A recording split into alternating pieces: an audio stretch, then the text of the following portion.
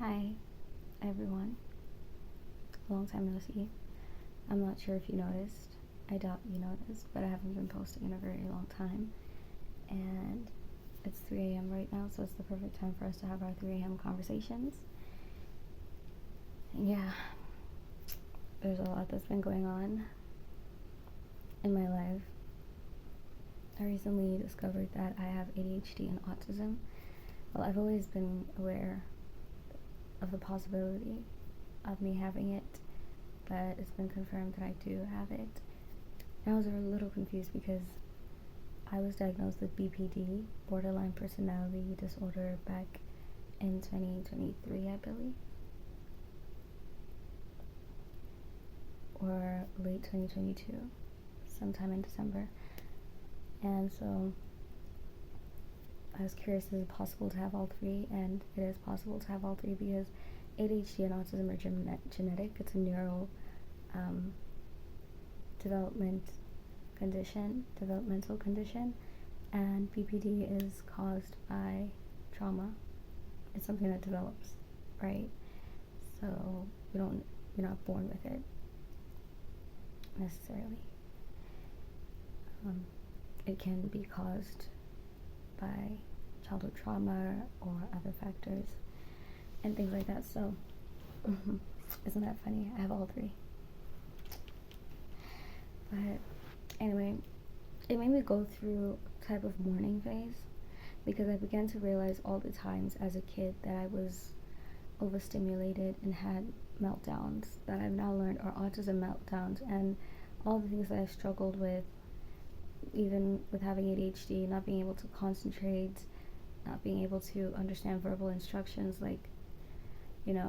I struggled with a lot of things growing up, and I was mourning all of that because my parents, and specifically my mom, because she's the one who raised me, saw my struggles as my intentional rebellion, like me intentionally trying to make things hard for her, intentionally trying to be a brat.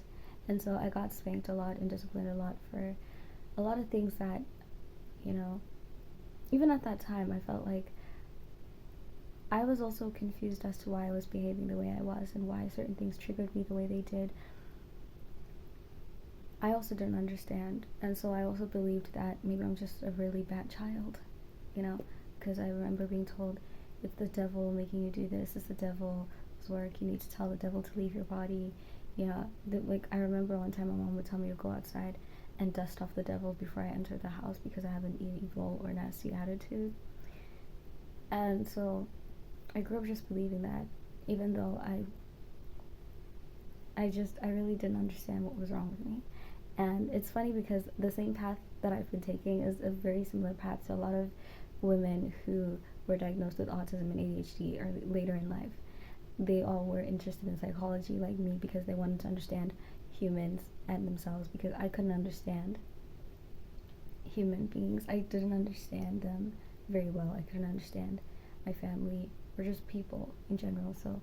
And I couldn't understand myself mostly because I realized that the way my brain worked, the way I functioned was very different from everyone else around me, and I needed to understand why that was the case. So I was interested in psychology, and I studied it very obsessively back when I was like 19, 20, 21, 22, around that age. Then yeah, so I did tell my family, specifically my mom, that it turns out that I have ADHD and autism. She doesn't believe me. I've asked her if she believes me. She says,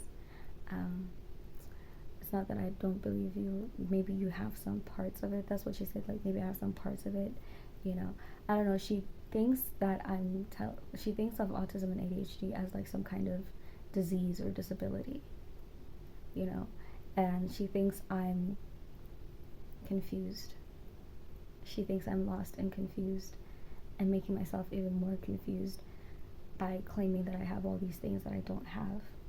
And she was like, if you had these things as a child, I would have noticed. And I'm like, no, you wouldn't have, because you saw my meltdowns and my refusal to do certain things due to sensory due to my sensory issues as me being a brat, and so you would spank me and force me to do things I didn't want to do, even though they triggered me. So no, you wouldn't have noticed. You just saw that as being rebellious and spanking me. So what do you mean? You know? And I understand it's her first time dealing with a child with autism, and she wasn't aware at that time, you know? So I am a bit lenient about that. Although I'm still like, you should have tried to understand me, instead of thinking, oh, she's just a little crooked, I'm just gonna spank her and discipline her and be a little bit more harsh on her because, you know, she seems to be going down the wrong path or something. Instead of thinking that way, you should have just thought, let me try to understand why my child is bothered by these things. Why does she struggle with these things? You know? Instead, she didn't do that. So I still do have that bit of resentment within me. Like, why didn't you try to understand me? But I understand why she didn't even try, because even till this day, after everything that we've been through, and me ending up in the hospital, in the mental ward, in the psych ward, her having to visit me, having a session with my psychiatrist with me, after everything we've been through together, and her being there throughout all these things, she still could not care less. And, you know, I did keep making excuses for her, so I sat her down and I asked her if she actually cared and if she actually wants to know and understand characteristics and behaviors of people with ADHD and autism. And she quite literally said, why? It doesn't bother me, it doesn't hinder me, it has nothing to do with me, why? You know? And she tried to justify that she did everything she could to raise me properly. She listened to the pediatricians and did everything that she was told to do. She listened to all the instructions on how to raise twins, and she believes she did a great job, better than most moms, and to some degree, yes, I mean, but I feel like her idea of caring for a child is just to make sure they survive and they stay alive, and there's more to it than that, you know. She cared for our physical well-being, that much I can admit, you know. We had clothes on our backs, we slept with full bellies and things like that, but aside from that, she neglected pretty much everything else. Our mental well-being, emotional well-being, well, my mental well-being, my brother didn't seem to have struggle with much. That's why I felt like my mom didn't like me, because she was always hard on me. And she'll tell me that's because you have an attitude and you are stubborn. And so I can tell that you're like, it's like she saw that I was a rebellious kid and it looked like I was going to turn down a wrong path if I keep on this way. So she felt like she had to nip it in the bud as quick as possible by being a lot harsher on me. But instead, it made me develop BPD, so it just made me fall apart instead of build me up. And, you know, I grew up very independent, honestly. By the time I knew how to do things on my own, my mom never did anything for me, unless I asked here and there. And, yeah. And I've always spoken up about my emotions to my mom, to my twin brother, but it always got turned around to me not being a good enough daughter, me not being a good enough sister, and it was always about how I can be better for them, and never about how they could work on themselves to make it easier for me, you know, or how they could work to better themselves, to be a better mom or better brother towards me. It was always about how I could be a better daughter or sister to them. And that always made me feel wronged. I felt so wronged. Yes, that's the word. I felt wronged. But that was like a constant cycle. Being treated harshly. My brother had a lot more leniency growing up, and I always felt like the black sheep, you know.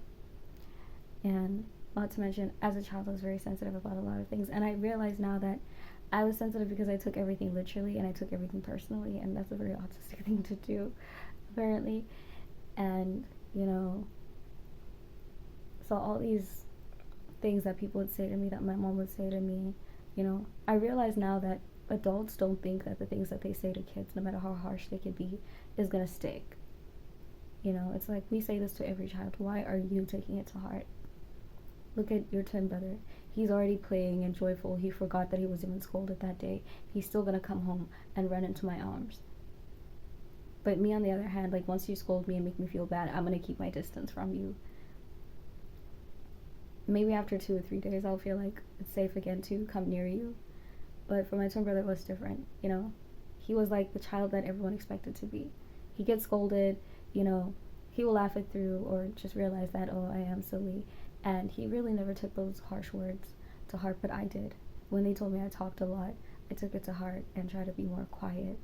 When they told me that I don't know how to say ilapa in English. Ilapa in English, like messy, clumsy, It's like, when they say it in the mother tongue, it sounds a lot more harsh than when it's said in English, I mean, if you're South African like me and you speak Siswati or Zulu, like, hearing those words with Zap, it's very harsh. I don't know, maybe it's not harsh for you, but it's a very harsh word for me.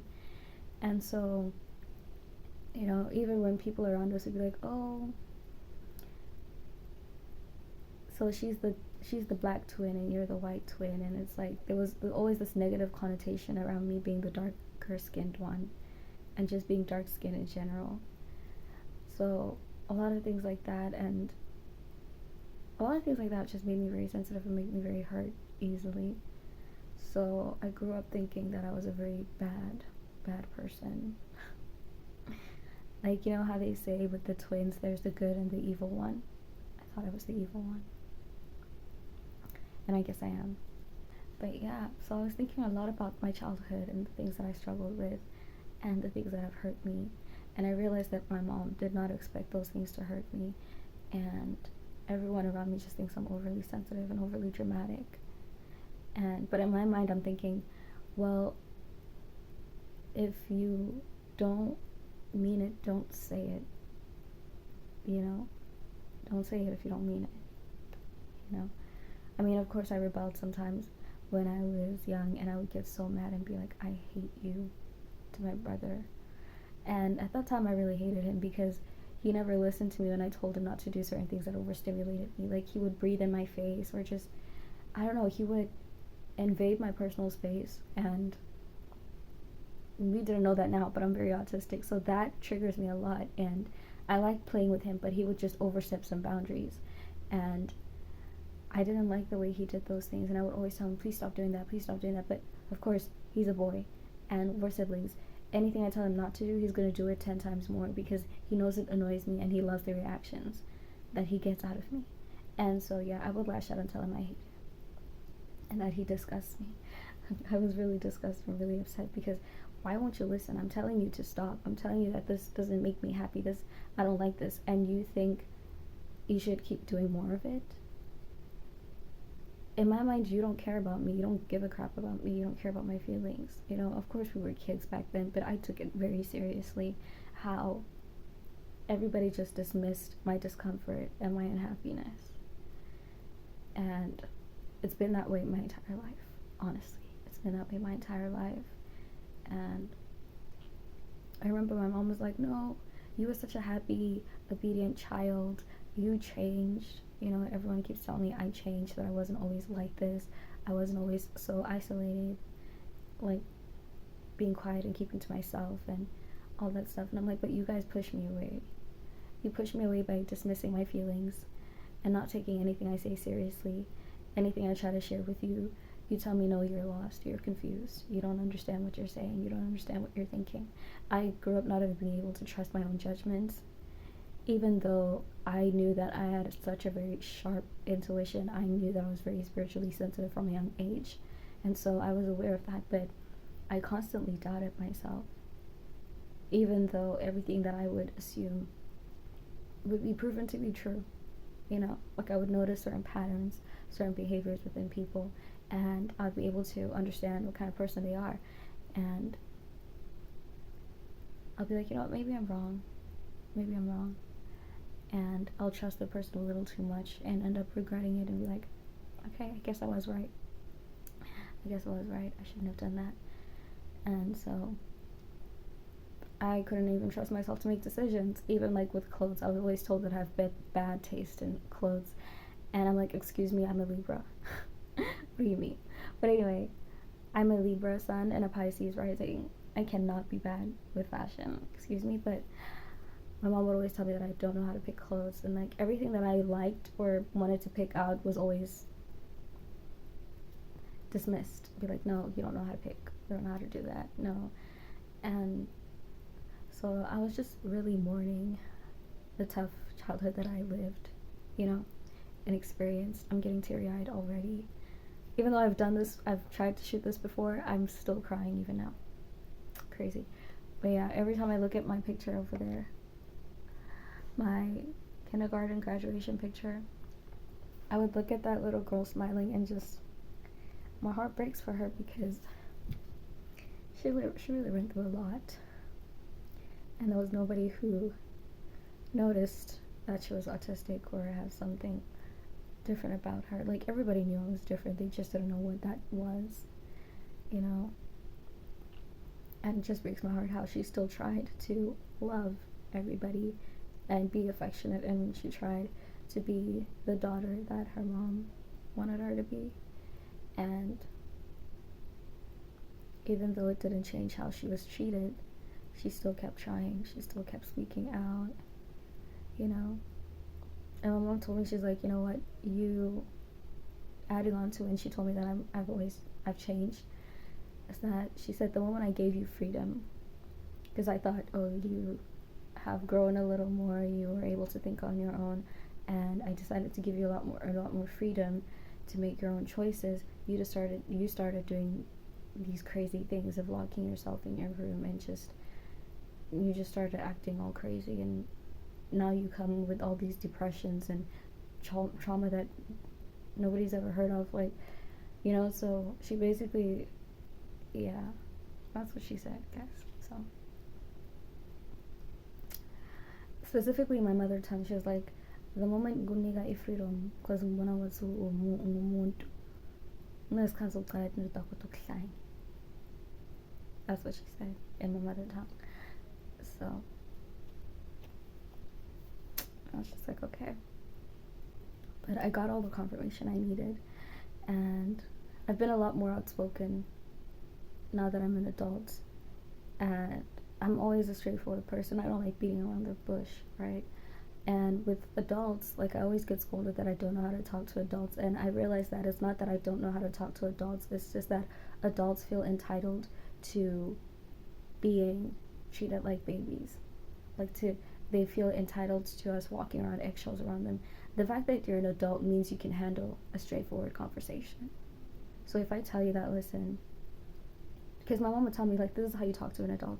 You sit them down and be like, hi, you know, remember this happened, and this is how it made me feel. I really didn't like it. But when I actually do that, I'm disrespectful. Like, should I have come groveling at your feet?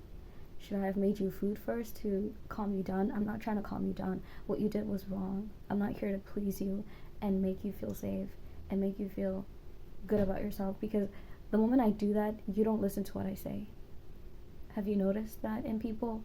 If you try to, you know, say something nice or compliment them first before you share what actually bothers you, they're not going to listen to you. They're not going to listen to you. They're going to listen to what they want to hear. So I feel like saying it straightforward doesn't give them room to mix up my words or misinterpret me or misunderstand me.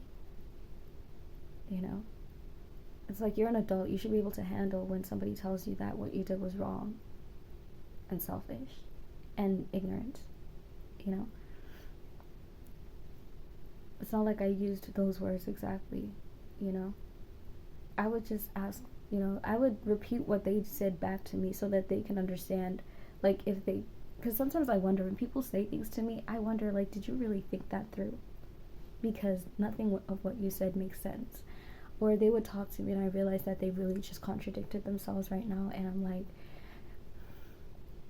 because they're like, do you hear what I'm telling you? Do you understand what I'm telling you? You better listen. And I'm like, I'm listening, but you contradicted yourself right now, so I don't know what it is you're trying to tell me. And they think that's me being bossy. That's me being bratty. And I'm like, no, I really want to understand what you're trying to tell me, but you're being a hypocrite right now. You are just, it's not making sense. It's not making sense, you know? And yeah. And plus, my family is just good at hiding things. They'll share their discomforts with the sibling that they feel closest to. Like my mom and her sisters and brothers, they would share with who they feel closest to, but they won't confront that person that they have a problem with, because they all don't like conflict, you know. And so they just keep it, they bury it under the rug, and I'm not the type to do that. I mean, I do give benefits of the doubt. I do become very understanding, but at the same time, it's like, I understand, but you're still wrong. I understand where you're coming from. I understand all of that, but you also need to be able to take responsibility for your actions, take accountability for the things that you did wrong, you know. And that's something they find hard to do. It's like they want to be the victims all the time. And when you point out that, yes, you are the victim, but you also played a part in this misfortune that you experienced, it's like they get offended. Like, how dare you? How dare you not pity me? You know? I don't know. So, like, I had a hard time growing up. And so, like, I was thinking a lot about those things. And even now, I live in, like, a very small one room with my mom. And it's so small that, like, we share the same bed and stuff. And I realized how autistic I was living here. Because I grew up living in apartments and houses, and I had my own room at some point. Like, growing up, my brother and I used to share everything, but I think once we became teenagers, we started to have our own spaces. I think when I was 16 was the first time, 15 or 16 was the first time I had my own room, I believe, and my own space. But even before that, I still had ways to escape, ways to regulate myself and prepare myself for returning back home. I never liked going back home. I always had to prepare myself for going back home, back into the house. And so moving to this village that I am unfamiliar with, they speak a language I don't quite understand yet. There are a lot of similarities to my mother tongue, but I don't really understand this Shangani. And I live in a very rural area.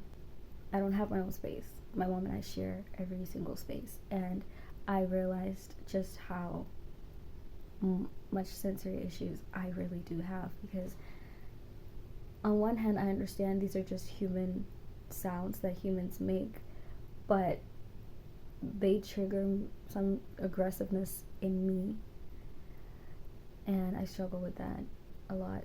Like, there are times where I don't mind noise, but there are times where I just want silence, and I only want to hear my own heartbeat or something. I don't want to hear any other sound around me.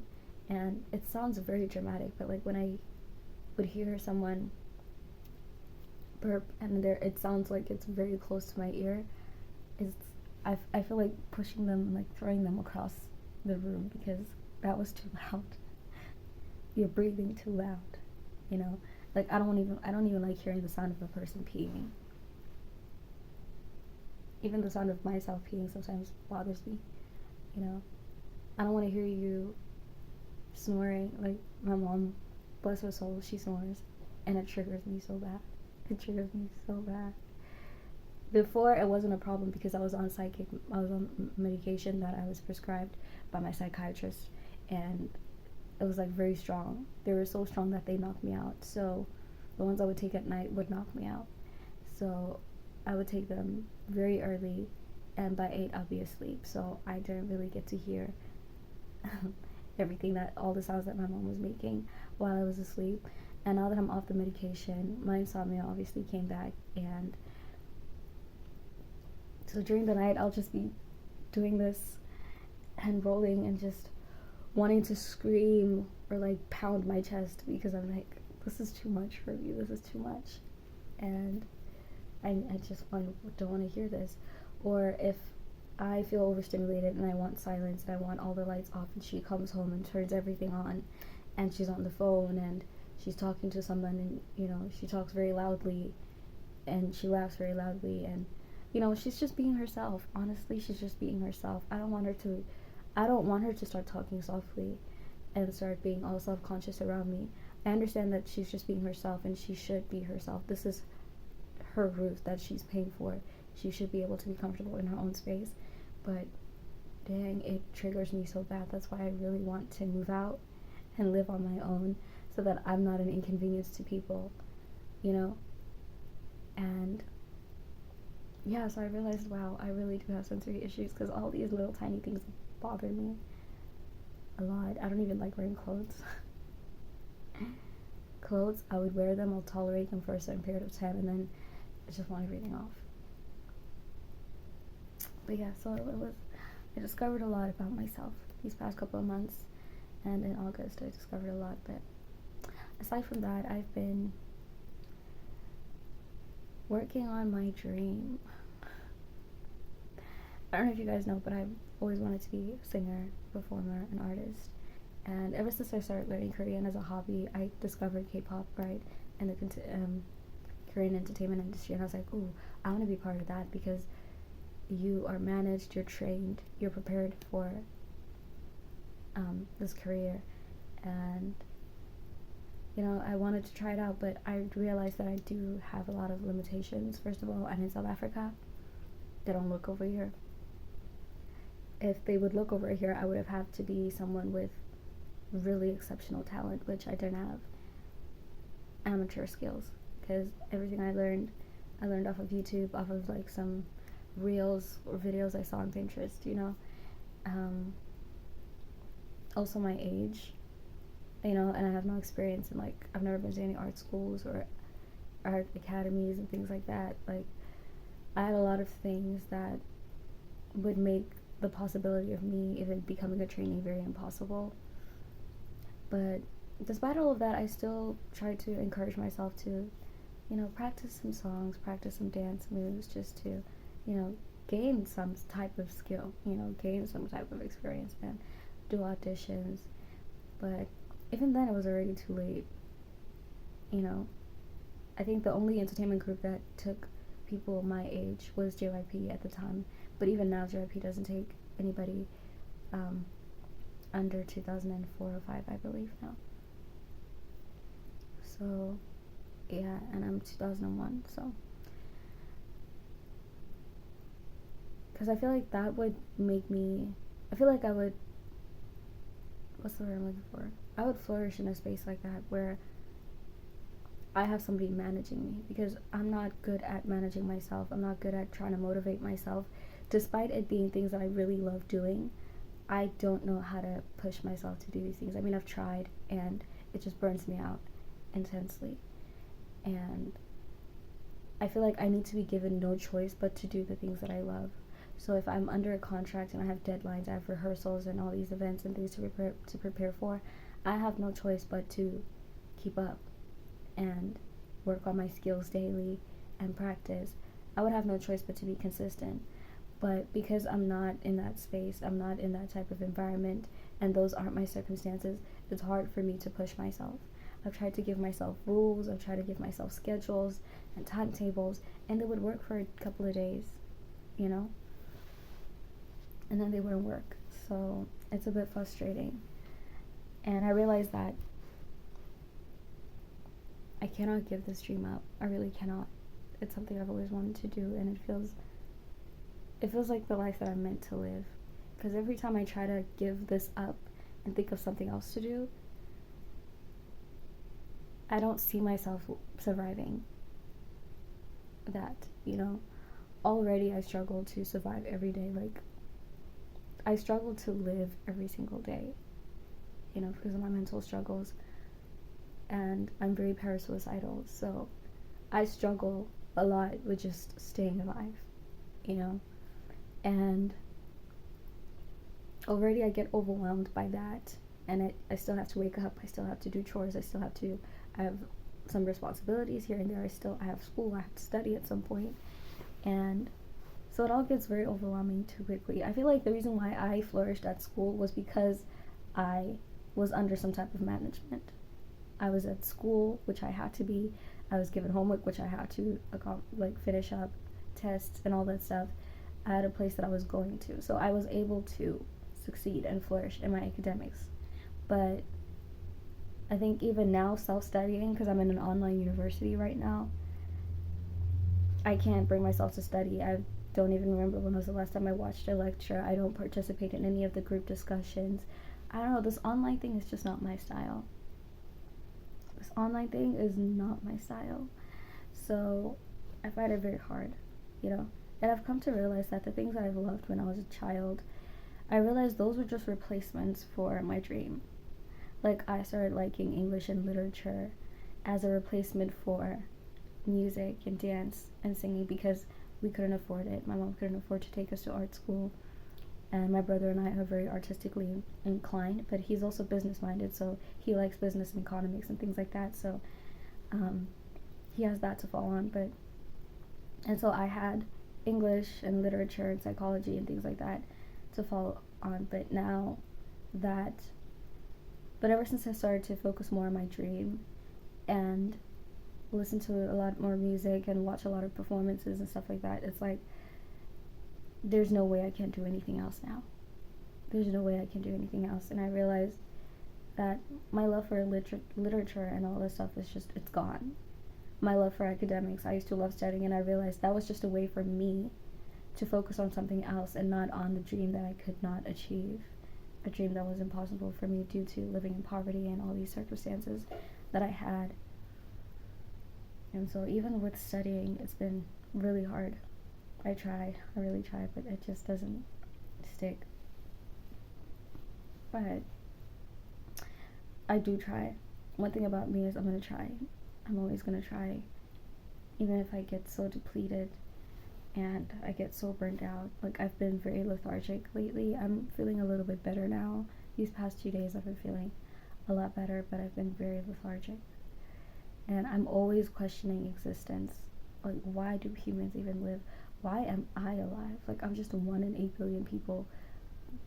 What is special about me? And I don't mean it in like a very depressive, like, I'm nobody cares about me, nobody loves me, so why am I here? It's just, I genuinely don't understand the concept of why I need to stand. Like, why should I be anybody? It's like, oh, you're here for a certain purpose, and I'm like, I'm sure there's someone else with a similar purpose to mine. Why not they do it? Why do you need all of us? Why do you need all of us, you know? So there's just, I just don't understand a lot of things about existing, and I try to make sense of it, and it really doesn't make any sense to me. But what can I do? I am here, I am alive, so if I'm going to be alive, might as well be alive doing the things that I love to do. But the way they seem so impossible due to poverty and just a lot of struggles, my environment, and, you know, everything just comes down to money, honestly. If I had money, I would have moved out and saved up to sponsor myself, because even with auditions, there are auditions that I've passed before, but I couldn't move forward from that because I had nobody sponsoring me at the time, and I couldn't sponsor myself. So traveling fees, photo shoots, because, you know, when you start up, I don't know if I'm even still under this talent agency, because they've even stopped sending me invitations to showcases where I can perform in front of casting directors. They've even stopped sending those things to me. I mean, I still do have their contacts, but I've texted them before, but they haven't responded back to me, so I'm just like, okay. Because I do struggle financially, of course. There's nothing they can do for me as well, you know. To start a career like mine in the entertainment industry, you need to have some sort of financial substance to support yourself at the entry level, and I don't have that, you know. So as much as this is my dream, it keeps getting more and more impossible for me. But at the same time, I cannot imagine not singing. I cannot imagine not doing that, so I'm still gonna try. And in my Korean channel, I've tried to, you know, film some clips of me singing and learning some dance routines and things like that. And because I feel like, okay, I'm pretty much gonna go solo with how things are looking. I'm gonna be like a solo independent artist, and it's gonna take a while for me to reach any level of recognition and things like that. So, and I think another thing that I feel like this passion of mine doesn't really suit my character is because I'm not really good at selling myself, you know? I'm not good at doing things for clout, you know? I'm not good at promoting myself. I just want to put what I want to put out there and naturally, organically attract the people who are drawn to that, you know? Like, every video I make, it's not because I'm trying to attract a certain person. It's not like I'm doing a thirst trap. It's not like I'm intentionally trying to do those things for follows and for likes. I really just like it. I really enjoy it, and I'm having fun with that certain thing. And that's all there is to it, you know? But if you want to be seen, if you want to be seen, especially in the entertainment industry, you have to perform. And I am a performer, but not in that sense. Like, I'm not a pleaser.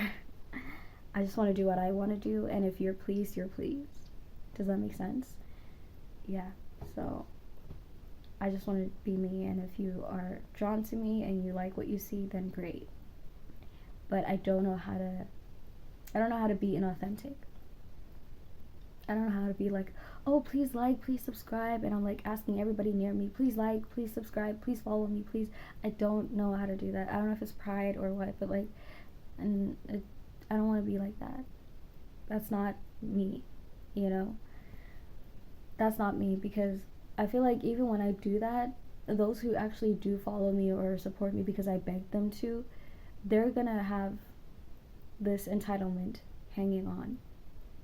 They're gonna have this hanging behind my back or above my head that I supported you because you asked me to, and look how far you've gotten because of my support and things like that. Like, I think that's also another reason why I don't want to ask for help or anything like that, because I don't want you to hold that over my head,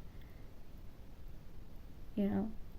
I don't want you to suddenly feel entitled to certain parts of me, you know? It's like when you're an artist or you're famous, that's what also I don't understand about, like, the relationship between a fan and an artist, because you're a fan because of the art that I create that you enjoy. So why do you suddenly feel entitled to every other aspect of my life? That makes no sense to me. But it's like the more you become famous, people feel entitled to knowing every single thing about you. Even if you mention like a small detail about your life, people now feel entitled to want to be updated on that. And honestly, you should have just been grateful that I shared that part of me. You know, you're a fan due to my music, or you're a fan due to whatever it is that my niche is surrounded on. But why do you feel entitled to other parts of my life? Why do you feel entitled to control certain parts of my life as well? That makes no sense. You are a fan. You're not. You're nothing more than a fan, you know. And that sounds bad to some people. That sounds harsh to a lot of people. But that's just that's just what it is. Realistically, that's what it is. You're just a fan. So just do your part and enjoy the music and support the artists if you really enjoy them. Don't do too much, you know? But yeah, what was I even talking about?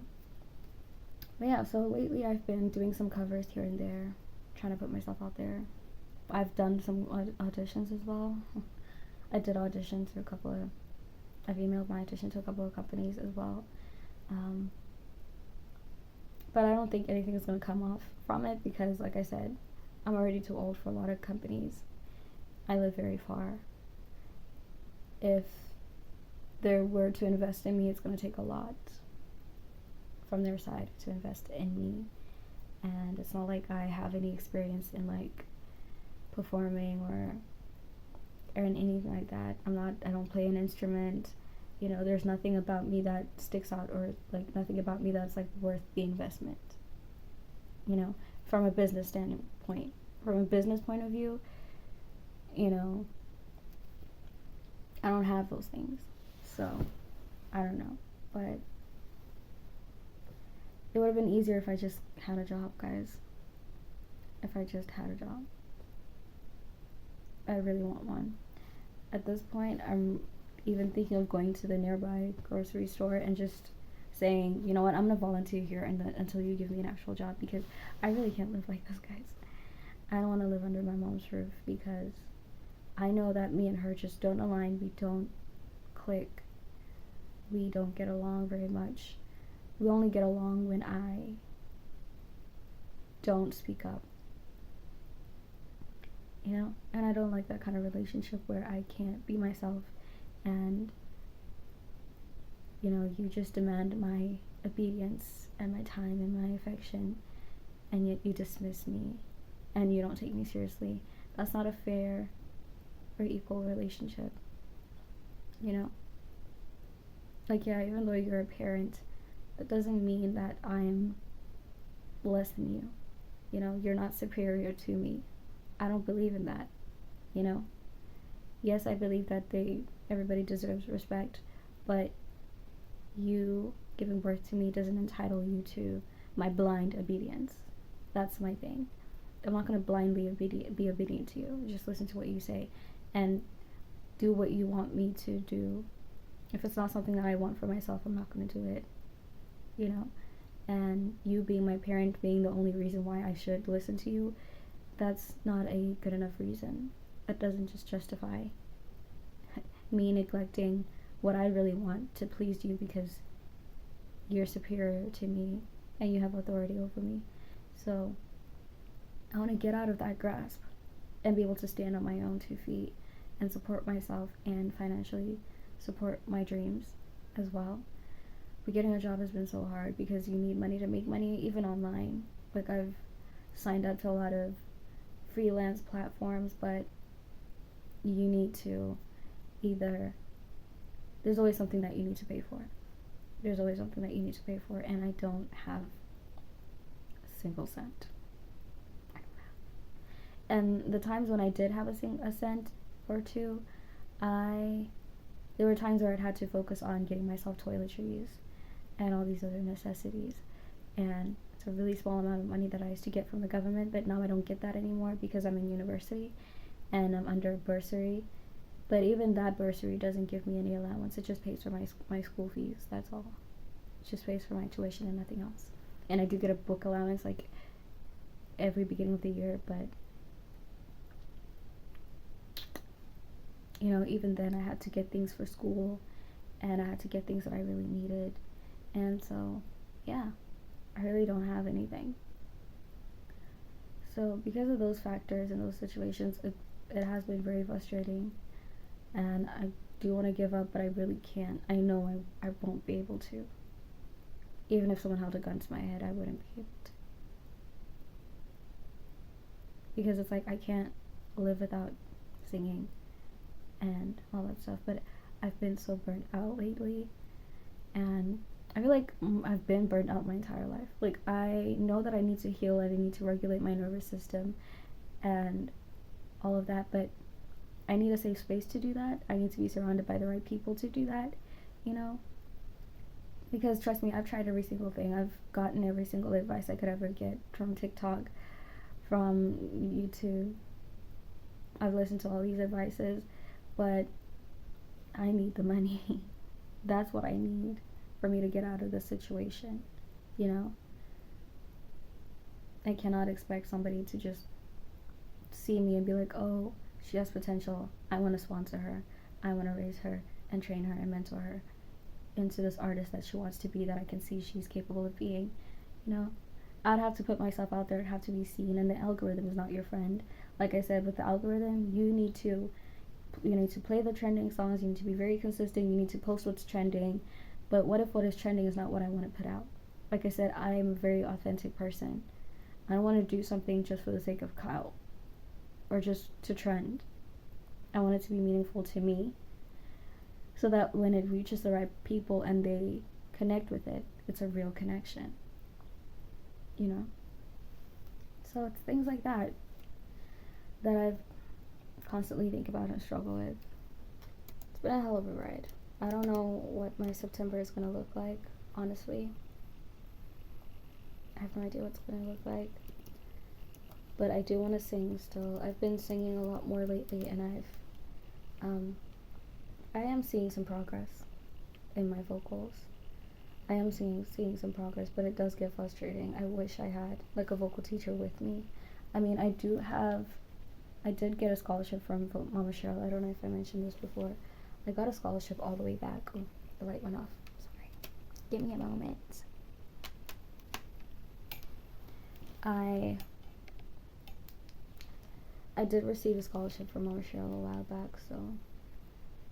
But I've been doing the exercises, and I really appreciate the scholarship, but I feel like what I need is a physical trainer, a physical mentor. But yeah, that's been my life so far. Those are the things that I've been struggling with, thinking about, and experiencing. I really don't know what to do with myself. Even with content creation, I really want to make content, but I have nowhere to go, nowhere to be, nothing to do. I'm always in this house by myself, so there's nothing fun for you guys. There's nothing fun for me to show you guys, nothing interesting, but I still do want to document my life because I want to observe myself from outside of my own body. So yeah, I'm gonna try to make some content. Even if there's nothing to it, there's no title, there's no plan, there's no concept. I'm just gonna try to film some content. Maybe I'll do a lot of conversations because the only thing I can do right now is talk. I feel that's the only thing I can do. And I have been doing a lot of TikTok lives lately. I've been making friends online as well. I've made some friends online, a lot of Korean friends, because like I said, I've been learning Korean and I want to really work on my Korean skills because one day I do want to go and visit there someday. So yeah, I've made a lot of Korean friends online, so I've had fun in that aspect. And I've been trying to go outside more, but go outside and do what? That's the thing. But yeah, I do try to take a walk, and there's like a ice cream shop about 15-20 minute walk from here. So yeah, 20 to 25 minute walk from here, and I would walk there, sit down on the bench and get some ice cream, and then when I'm done I walk back home. I'll try to do that, but when I have the money, like when my mom gives me like some small allowance here and there, maybe I'll do that. But yeah, I feel like I'm so used to isolating that I don't know how not to isolate. I realize I'm very awkward around people now, and even when I do interact with people, they always point out how different I am, how strange I am, like how peculiar I am, and not in a bad way. It's just like, it's like they've never met somebody like me before, and I don't know what's so unique, like what sticks out so much, because from my point of view, we all look similar to each other, and some of us even have the same similar situations at home, same struggles, family struggles, and things like that. And yeah, sure, maybe it's because of the way that I speak, because a lot of people assume that I'm foreign when they hear me speak, but even when they don't hear me speak and they just see me walking by, they'll look at me and be like, you're not from here, are you? You're not from around here. It's very obvious you're not from around here. And I'll be like, yeah, I'm not, but like, how is it obvious? Like, you just don't look like you're one, you just don't look like it at all. And it's not like I dress up. I don't dress up like that, so I don't know. I think that's all I have to say. That's all I have to say. I do have like 5 days left before my mom comes home. She's on a business trip, a work trip in Pretoria right now. She's gonna be back next Thursday. It's Saturday today, so she's gonna be back Thursday. So I've been using this time to relax, because I do have a lot of anxiety when my mom is around, because, you know, struggling with all this lethargy, she'll obviously, as a mom, expect me to do chores and cook and clean and do all of that stuff, and I don't have the energy for it. So yeah, And because I sleep in the morning, she will lecture me about that, but only on the weekends when we're both home. But during the week, it's a lot quieter because she's at work. She doesn't have to see me sleep during the day, but during the weekend, it does bother her a lot. So, and I do get a lot of anxiety. Like, I'm scared to sleep because I always sleep at the wrong time, and it's a time that she disapproves of, and I know I'm gonna get lectured for it. So I sleep. Even when I sleep for only like 2-3 hours because of that anxiety that I have to get up, or I'm not gonna hear the end of it. So now I sleep without guilt. I'm enjoying sleeping without guilt. Maybe that's why I've also been feeling a lot better. Yeah, because I feel like I'm walking on eggshells every day, every single day. It's like I'm always rushing to do nothing, rushing to nowhere, and it's very taxing on the body. But yeah, anyway, thanks for listening, and I'll see you guys in my next video. Bye. Do you hear that? I'm hungry. I gotta go eat. Speaking of food, I realized that this is also a very autistic thing to do, where I tend to eat, like, I have comfort foods that comfort me, that I feel safe to eat, and I will eat that exact same food for long periods of time, like for weeks, for a month even. And I realized that that's also an autistic thing to do, and I never knew that. Also, there are times where I just don't want to eat at all, and I know it's not healthy, but there are days where I just don't eat.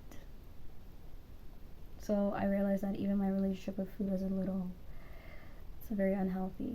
I have an unhealthy relationship with food. I also have anxiety surrounding food. If it's not my comfort food, I'm not going to eat it. If I don't see my comfort food anywhere in sight, I'm most likely not going to eat. So I have periods where I starve and I eat. I starve and I binge. Starve and I binge. Like, I starve when my comfort food is not around, and when my comfort food is around, I binge. Yeah, just wanted to add that. I just remembered that. But yeah, anyway, bye.